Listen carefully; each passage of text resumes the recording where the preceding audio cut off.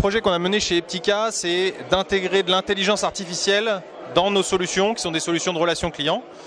Et on a voulu y intégrer du traitement automatique du langage naturel. Le but du projet, ça a été de choisir soit une solution interne, soit une solution open source ou une solution du marché. Les moyens, en fait, ça a été d'étudier un petit peu le marché, évidemment, d'étudier toutes les solutions possibles. Et assez vite, on s'est orienté vers une solution in-house. Donc on a voulu développer en interne notre solution. On a en fait racheté une société qui a développé une solution de traitement automatique du langage depuis très longtemps, depuis 1998, et qu'on a intégré à nos produits, en fait.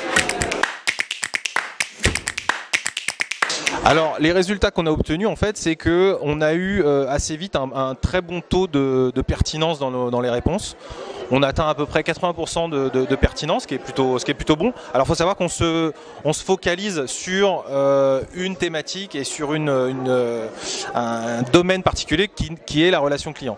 On n'a pas la vocation d'être exhaustif et de faire une intelligence artificielle holistique, donc on n'adresse que l'intelligence artificielle dans la relation client.